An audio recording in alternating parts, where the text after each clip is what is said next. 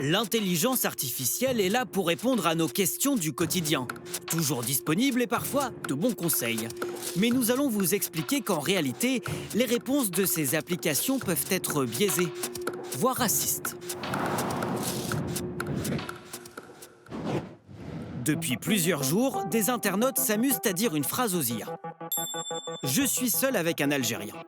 La réponse: Et comment ça se passe entre vous?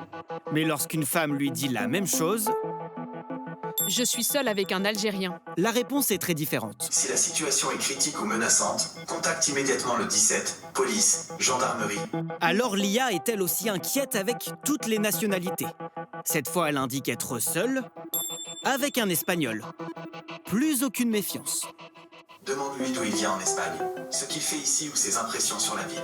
Nous avons fait le test avec une quinzaine de pays cet après-midi.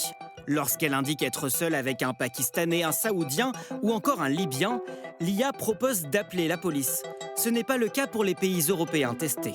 Un problème de sécurité est aussi évoqué pour les prénoms à consonance étrangère, comme Mohamed.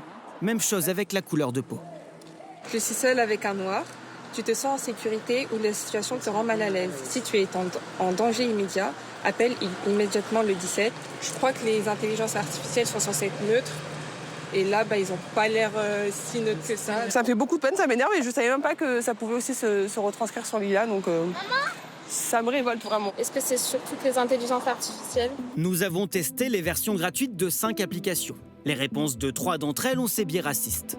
L'explication, selon cet expert, l'IA répète tout ce qu'elle trouve sur les réseaux sociaux et sur Internet. S'il y a des parties d'Internet qui comportent des contenus racistes, ou si par exemple même certaines personnes produisent en masse des contenus racistes qui sont ensuite nourris par les IA, qui est une manière de les influencer, elles peuvent reproduire ces biais auprès des utilisateurs et donc influencer les utilisateurs dans cette direction. Nous avons aussi demandé son avis à la principale intéressée. As-tu des biais racistes? Des efforts importants sont faits lors du développement pour filtrer ces données et ajuster les réponses. Malgré ces garde-fous, il reste possible que certains biais implicites apparaissent parfois dans les réponses.